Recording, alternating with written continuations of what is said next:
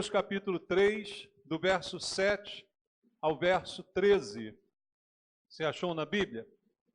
A palavra de Deus diz assim: assim, pois, como diz o Espírito Santo, hoje, se ouvirdes a sua voz, não endureçais o vosso coração, como foi na provocação no dia da tentação no deserto, onde os vossos pais me tentaram, pondo-me à prova, e viram as minhas obras por 40 anos.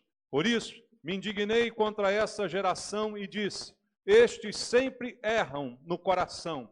Eles também não conheceram os meus caminhos. Assim, jurei na minha ira: não entrarão no meu descanso.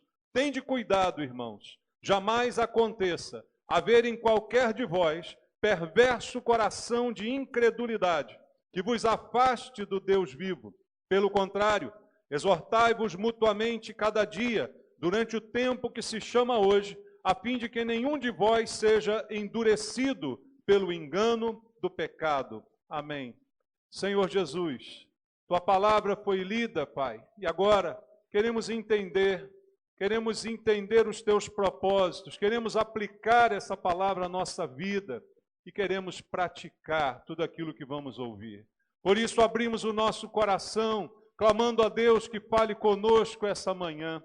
Pelo poder do Espírito Santo, Senhor, que a minha vida esteja em tuas mãos, que a unção do Senhor esteja sobre mim, me capacitando a ministrar a tua palavra, quebrando barreiras no coração, meu Pai, barreiras de entendimento, para que todos nós possamos compreender a tua voz e praticar aquilo que vamos ouvir. É o que eu te peço com irmãos, em nome de Jesus. Amém. Podem sentar, queridos. Amados, a Bíblia fala aqui sobre o engano do pecado. Está escrito aqui no último verso que nós lemos, versículo 13. Pelo contrário, exortai-vos mutuamente um ao outro, durante o tempo que se chama hoje, agora, atualmente, a fim de que nenhum de vós seja endurecido pelo engano do pecado. O engano do pecado é algo que, segundo a Bíblia, pode endurecer o coração do homem, tornar o coração do homem duro, impenetrável. Só há conversão quando o coração do homem se deixa tocar por Deus. Mas um coração endurecido não é penetrado pela palavra de Deus. E o que produz esse endurecimento do coração, segundo a Bíblia, é o que, queridos? O engano do pecado. O engano do pecado que tem enganado a muitas pessoas.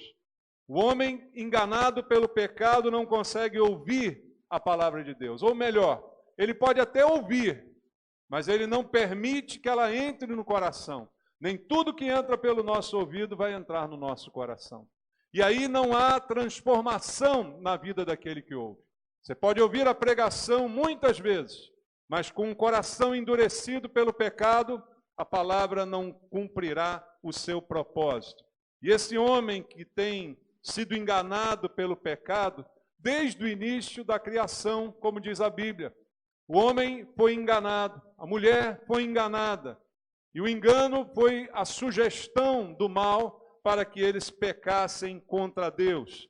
E a Bíblia diz claramente que o autor desse engano, ele é nominado. Veja, em 2 Coríntios, capítulo 4, vamos entender quem é o autor deste engano. 2 Coríntios, capítulo 4, versículo 3 e 4, diz assim: mas, 2 Coríntios, capítulo 4, mas se o nosso evangelho ainda está encoberto, é para os que se perdem que está encoberto, nos quais o Deus, com letra minúscula, deste século, cegou o entendimento dos incrédulos, para que lhes não resplandeça a luz do evangelho da glória de Cristo, o qual é a imagem de Deus. Veja o que o apóstolo Paulo diz aqui, queridos, que o evangelho foi revelado, ele não está encoberto, mas para aqueles que foram cegados pelo Deus deste século, eles não conseguem enxergar a luz do evangelho. Quem é o Deus com letra minúscula deste século? A Bíblia diz o nome dele, é Satanás, é o diabo, é o adversário. Este é o Deus deste século. é o Deus da atualidade, é o príncipe deste mundo, como diz a Bíblia. E o que ele tem feito? Cegado o coração das pessoas, para que não vejam a luz de Cristo. Cega as pessoas das mais diversas maneiras. Este Deus deste século é criativo num sentido de ser engenhoso para providenciar distrações, coisas que desviem o homem do caminho de Deus e, portanto, da vida e o levem para a morte. E de que forma esse Deus faz isso? Das mais diversas formas, e nós vamos ler algumas aqui essa manhã. Mas veja o que diz Hebreus no texto inicial que nós lemos, capítulo 3, vamos ler o versículo 12 de novo. Olha o que ele diz para nós.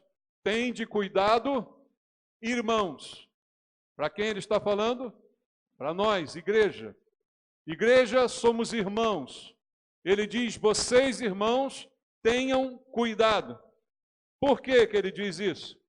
Jamais aconteça de acontecer em qualquer um de vocês um perverso coração de incredulidade que vos afaste do Deus vivo. Então ele diz, cuidado para que a incredulidade, a dúvida, não penetre no seu coração, porque isto vai te afastar do Deus vivo. Pelo contrário, ao invés de permitir que esse coração perverso se estabeleça, se exortem mutuamente. O que é exortar mutuamente? Se estimular, não é? Se tocarem mutuamente para se estimular a guardar a fé, a guardar o coração. Como diz a Bíblia, sobre tudo que se deve guardar, guarda o teu coração, porque é do coração que procedem as fontes de vida. Guarde o teu coração. E ele diz, durante o tempo que se chama hoje, se exortem para que não aconteça que nenhum de vocês tenha o coração endurecido pelo engano do pecado. Então, aquele Deus deste século engana ainda hoje, tentando endurecer o coração, para que isto nos afaste do Deus vivo. Porque o pecado nos afasta de Deus. E desde o início da história até hoje, o que ele tem feito é enganar. A Bíblia diz que Eva foi enganada. Vamos ler Gênesis capítulo 3, versículo número 13. Em Gênesis capítulo número 3, no verso número 13, a Bíblia diz, disse o Senhor Deus à mulher, que é isto que fizeste? Respondeu a mulher, a serpente fez o quê? Me enganou e eu comi. A serpente enganou a mulher desde o início. E isso fez também com que fosse levado o seu marido. Veja a Bíblia em 1 Timóteo, capítulo 2, versículo 14. Vamos ler bastante a Bíblia esta manhã. 1 Timóteo 2, 14. E Adão não foi iludido, mas a mulher, sendo enganada, caiu em transgressão. E por causa desse engano, o coração dele se endureceu. E foi rompido o relacionamento que tinham com Deus, segundo diz a palavra do Senhor. Volta agora a 2 aos Coríntios, no capítulo número 11, no versículo número 3. 2 aos Coríntios, capítulo 11, verso número 3, está escrito: mas receio que assim como a serpente enganou a Eva com a sua astúcia, assim também seja corrompida a vossa mente, e se aparte da simplicidade e pureza devidas a Cristo. Paulo diz que ele tem o receio de que nós também sejamos enganados por esta serpente, sejamos também iludidos, para que de alguma forma a simplicidade do Evangelho, a simplicidade da nossa fé em Cristo seja contaminada e isso acabe nos enganando, endurecendo o nosso coração e nos afastando do Deus vivo. É o que ele diz também na palavra. E diz também a Bíblia que isto é um perigo para os dias atuais. Em 1 Timóteo capítulo 4, versículo 1 até o versículo número 3, diz assim: ora, o Espírito, com letra maiúscula, ou seja, falando do Espírito Santo, afirma expressamente que nos últimos tempos, estamos vivendo os últimos tempos, o que você acha? Nos últimos tempos, alguns apostatarão, ou seja, se afastarão da fé, por obedecerem a espíritos enganadores e a ensinos de demônios, pela hipocrisia dos que falam mentiras e que têm cauterizada a própria consciência, que proíbem o casamento e exigem abstinência de alimentos que Deus criou para serem recebidos com ações de graças pelos fiéis e por quantos conhecem plenamente a verdade. Veja Paulo mais uma vez advertindo que nos últimos tempos, doutrinas estranhas, doutrinas de demônios, afastariam alguns do verdadeiro caminho e da verdadeira fé. Se não é suficiente a advertência de Paulo, vamos ler uma advertência do próprio Senhor Jesus. Em Mateus capítulo número 24, no versículo 4, ele diz assim: e ele respondeu: vede que ninguém vos engane, porque virão muitos em meu nome dizendo, eu sou o Cristo, e enganarão a muitos. Versículo 11, levantar-se-ão muitos falsos profetas e enganarão a quantos? Muitos, mais uma vez. E versículo 24 está escrito, porque surgirão falsos cristos, falsos profetas, operando grandes sinais e prodígios, para quê? Enganar, se possível, os próprios eleitos. Veja a advertência também de Jesus a respeito deste assunto. E isso, queridos, é o que diz a Bíblia também em 1ª Epístola de João, lá no final da sua Bíblia, capítulo 2, versículo 18, até o versículo número 26.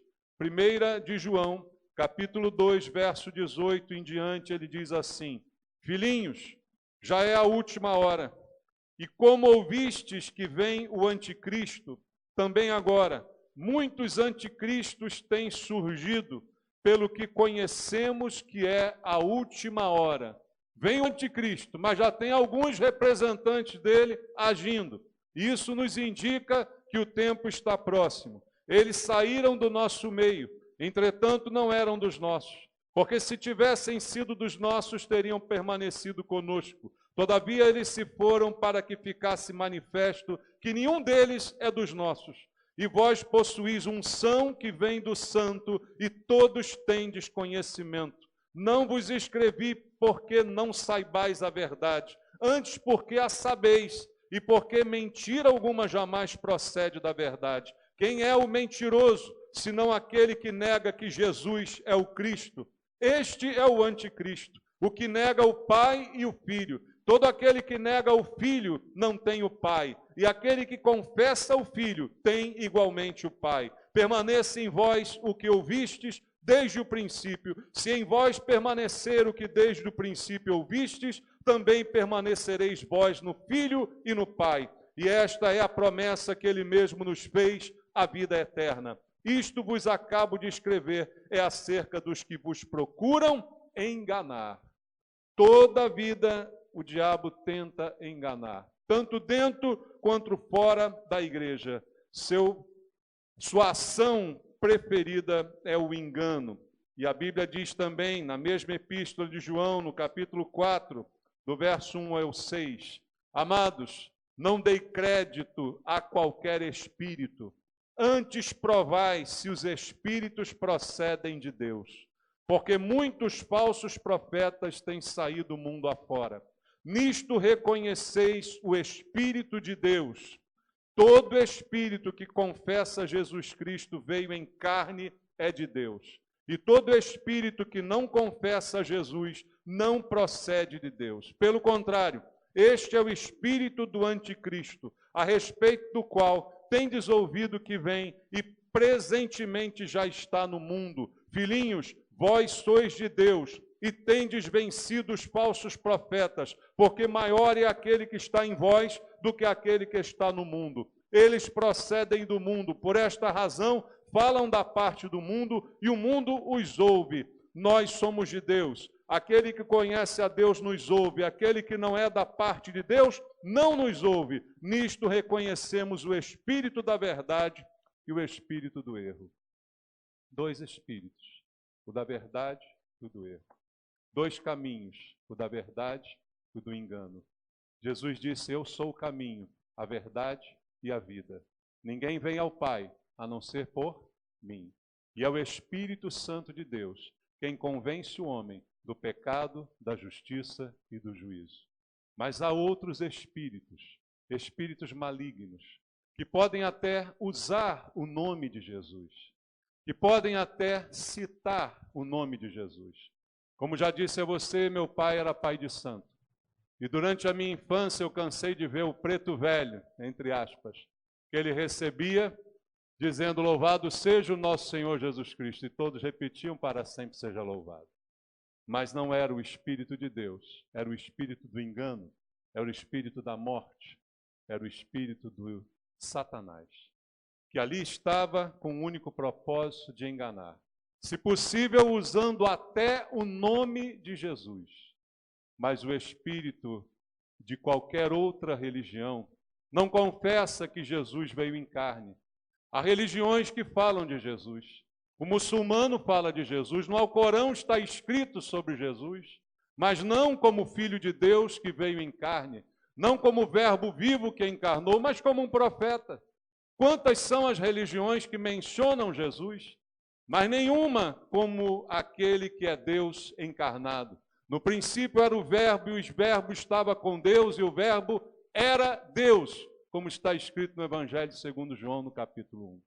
Amados, aqui está o engano e aqui está a verdade. Diante de nós, para nós escolhermos a quem serviremos. E a vida é uma eterna decisão.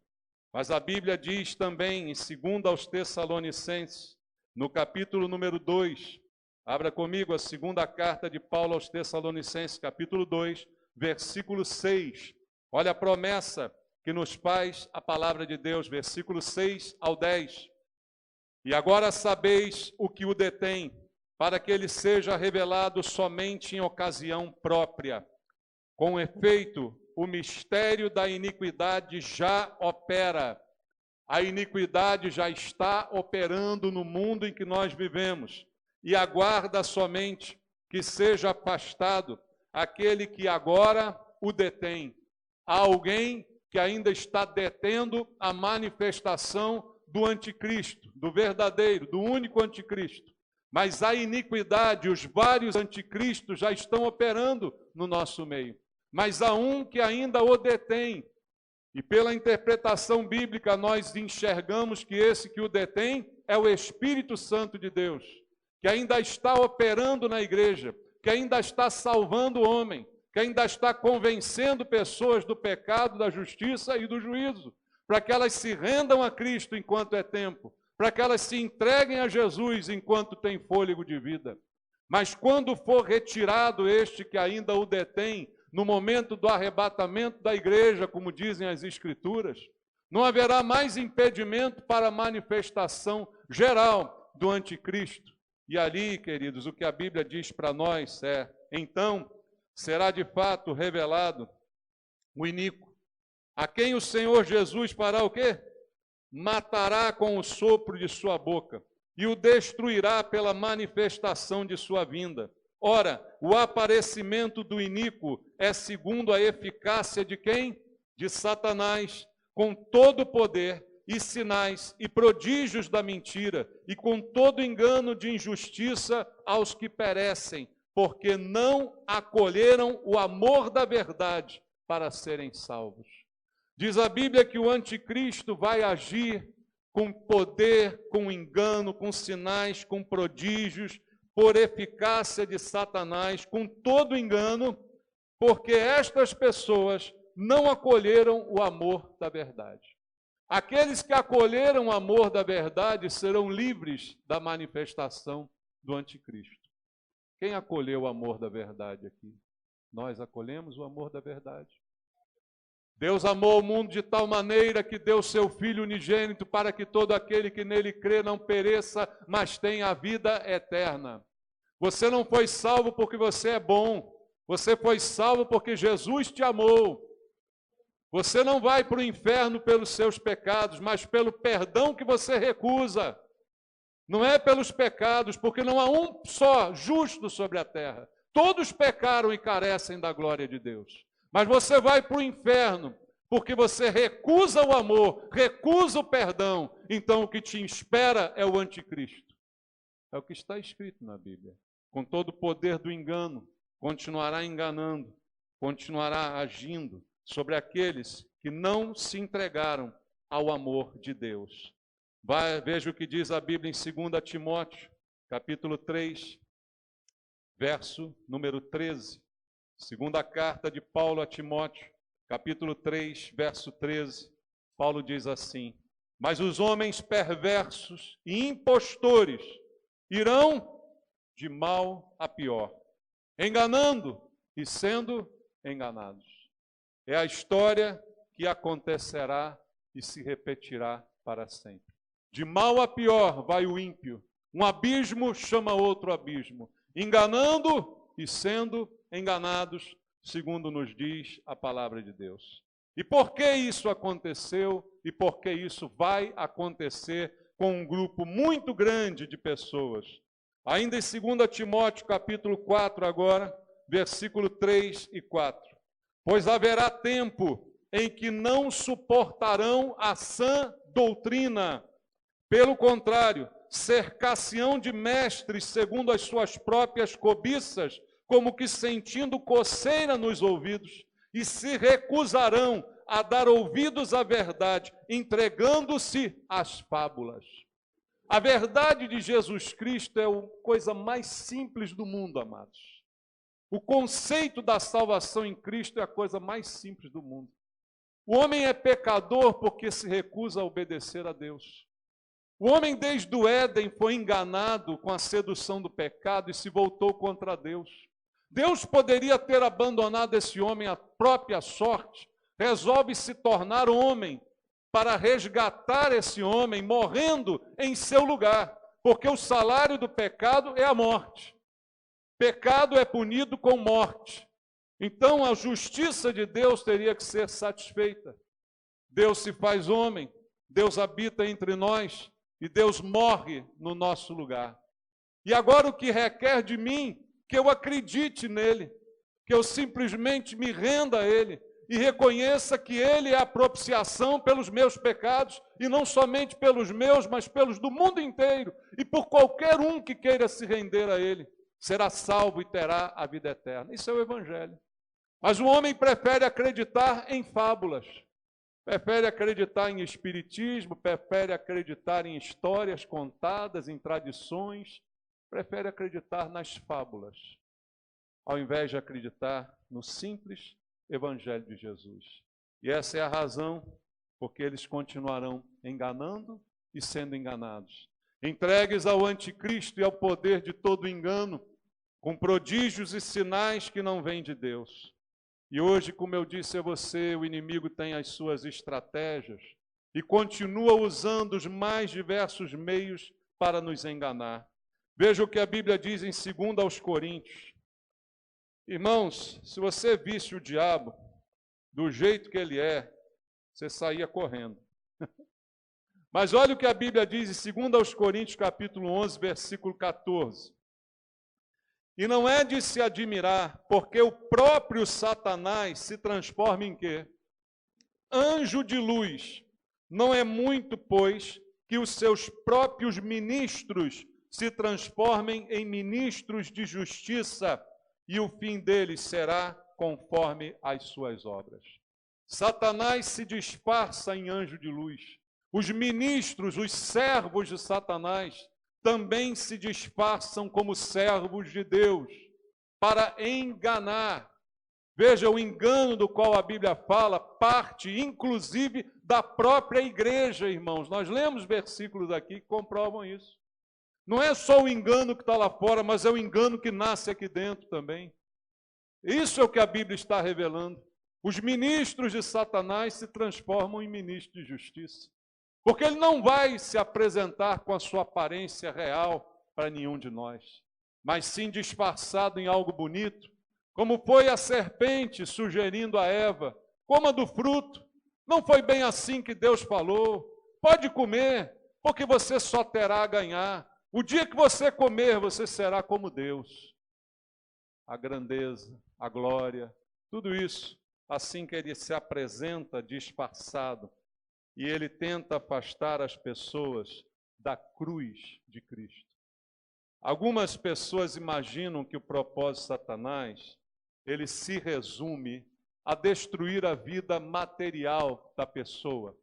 Amados, presta atenção numa coisa. A preocupação de Satanás não está nem aí para a sua vida material. Ele pode dar como deu.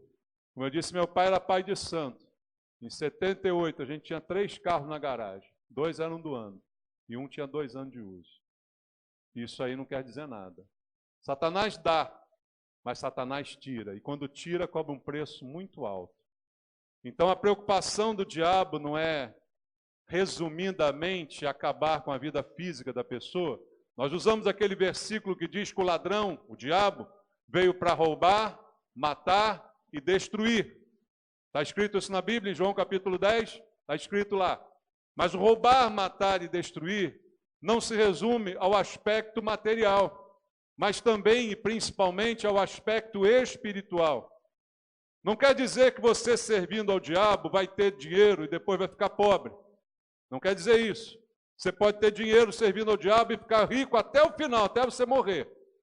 Mas a Bíblia diz: o que adianta o homem ganhar o mundo inteiro e perder a sua alma?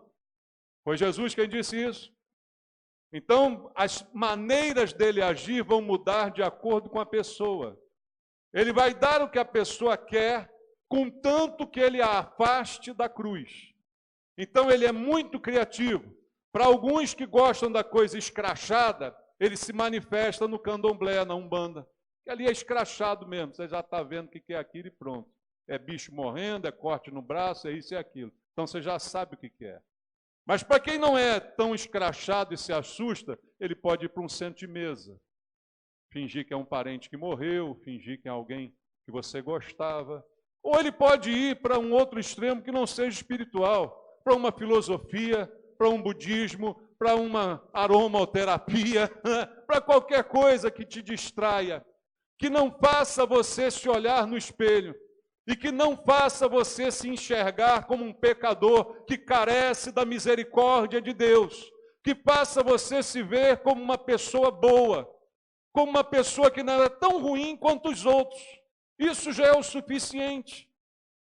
Ele não precisa destruir a sua vida fisicamente, emocionalmente, basta que ele te distraia com alguma coisa que atrai o teu coração, para que você não veja o que Deus vê sobre você, que você é um pecador e que os seus pecados vão te levar para a morte, mas que Deus não quer que você morra, porque Ele morreu no seu lugar e te dá a oportunidade de se render para a salvação.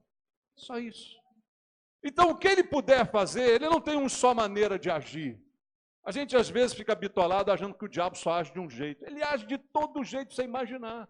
Para uns ele dá dinheiro, para outros ele tira dinheiro, para uns ele dá saúde, para outros ele tira saúde, para outros ele distrai com filosofia, distrai com ciência.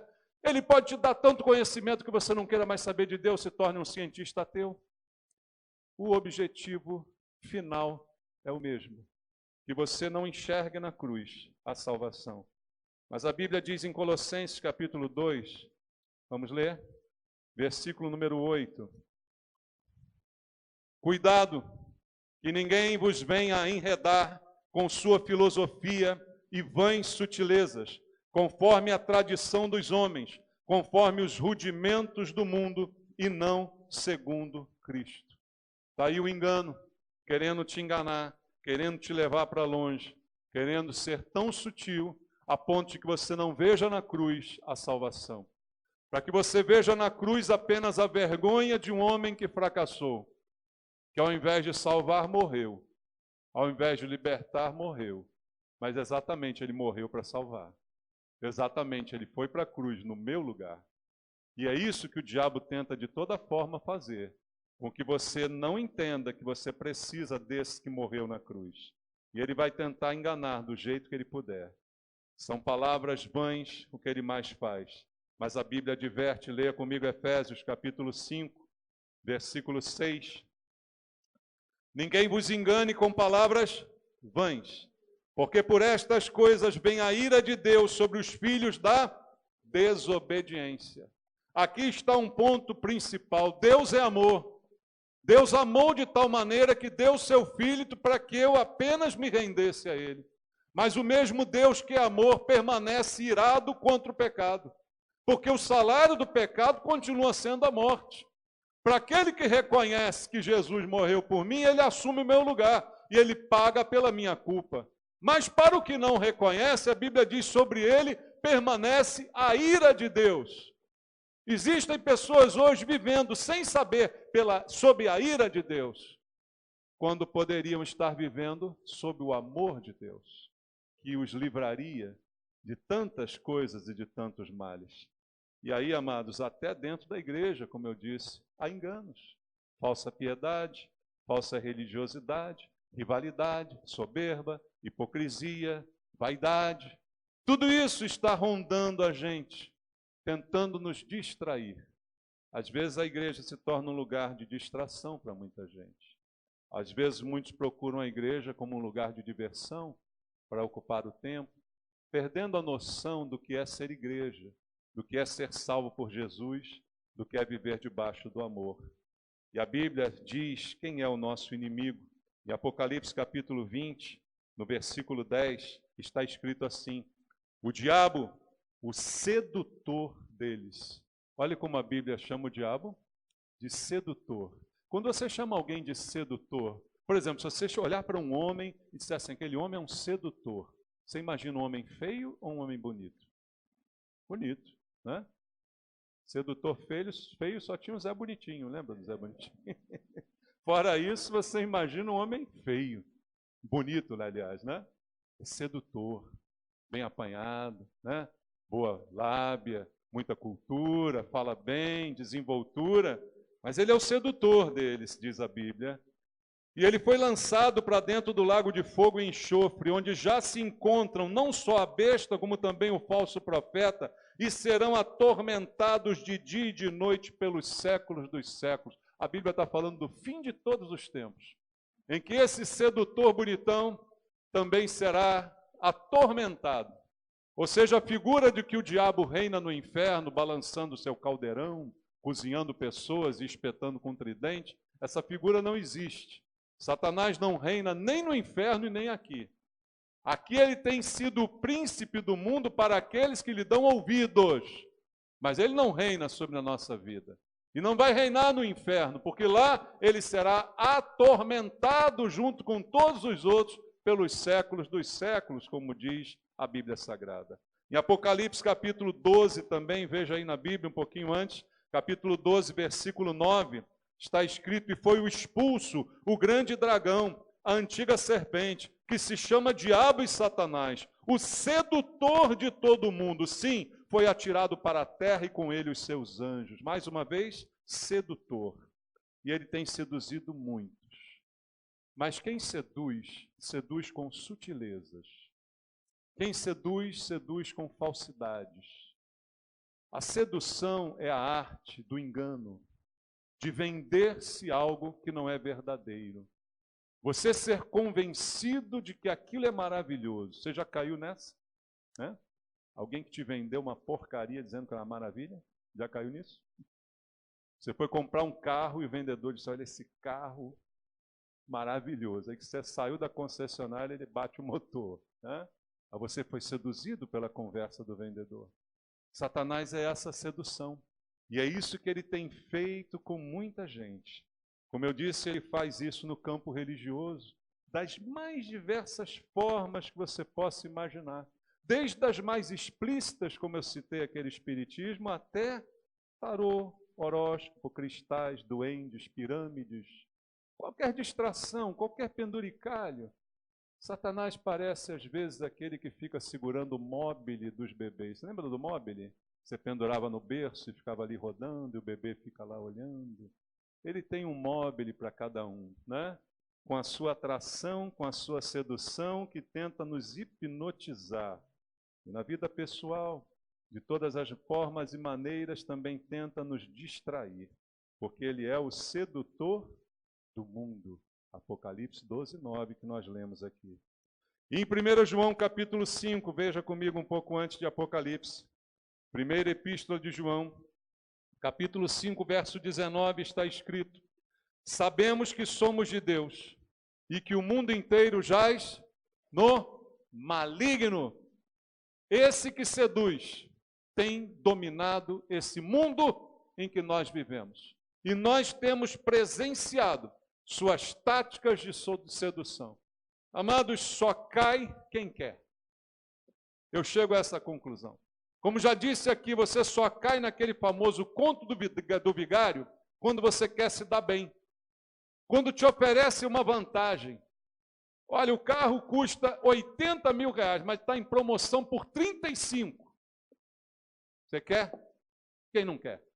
Aí vai cair no conto do vigário. Você já lembra daquele ditado que diz: quando a esmola é muito, santo desconfia? Tem santo aqui hoje? Você não desconfia não, santo? A Bíblia diz que nós somos santos. E será que a gente não desconfia quando a esmola é muita? Cai no conto do vigário quem quer ganhos demais, quem quer facilidades. É esse que cai no conto do vigário. E o que a Bíblia diz para mim? Não se deixe enganar. Foi lá no início do texto de Hebreus que nós lemos: cuidado. E a Bíblia repetindo: cuidado, cuidado. Uma advertência. E quais as armas que eu tenho para a gente terminar essa mensagem? Em Mateus capítulo 26, Jesus vai nos dizer o que fazer. Se eu estou sendo tentado, se eu estou sendo enganado, quais as armas que eu tenho? Mateus 26, versículo número 41. Vigiai e orai, para que não entreis em tentação. O espírito, na verdade, está pronto, mas a carne é fraca. Qual é a minha arma? O meu espírito está pronto. Por que o meu espírito está pronto? 1 Coríntios 6,17. Aquele que se une ao Senhor é um espírito com Ele. Meu espírito está pronto porque eu me converti. Deus se uniu ao meu espírito, agora eu sou o templo do Espírito Santo, mas a carne ainda é fraca. Não existe nenhum crente que tenha a carne forte aqui, irmãos.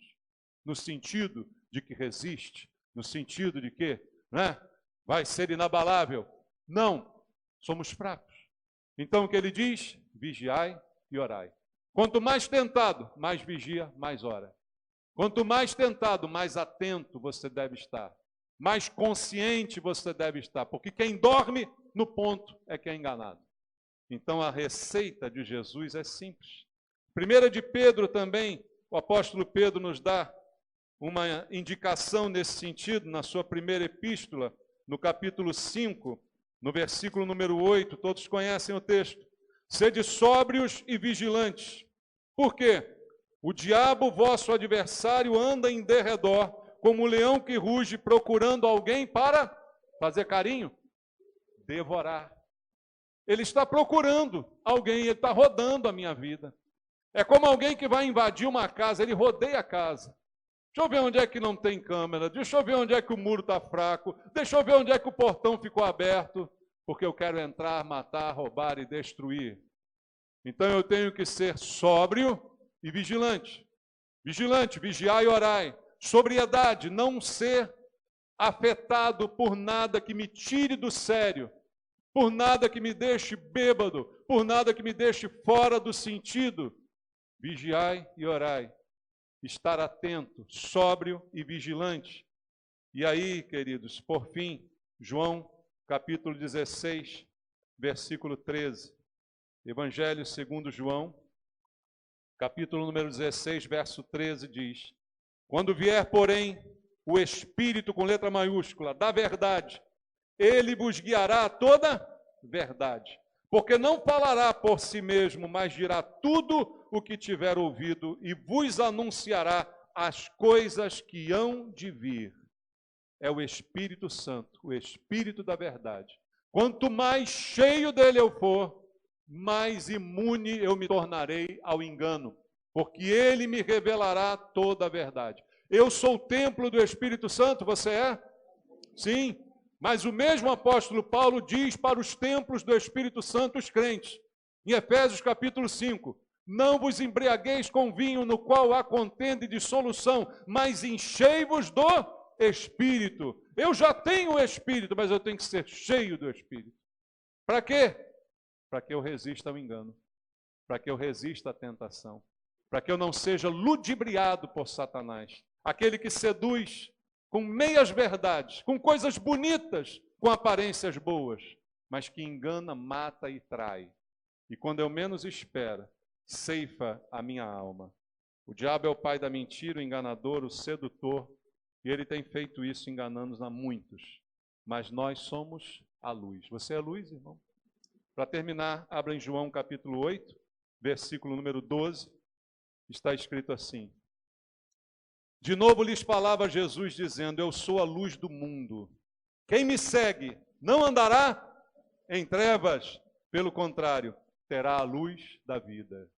Jesus é a luz. Quem segue Jesus não anda no escuro. Quem anda com Jesus não anda nas trevas. A luz dele está brilhando em nossas vidas. Que você se esconda nele, para que você não seja enganado. Se encha do Espírito Santo, porque os últimos dias que nós vivemos são dias em que o engano se multiplicará até dentro da igreja. Essa é a advertência do Senhor. Amém? Vamos orar? Vamos falar com Deus?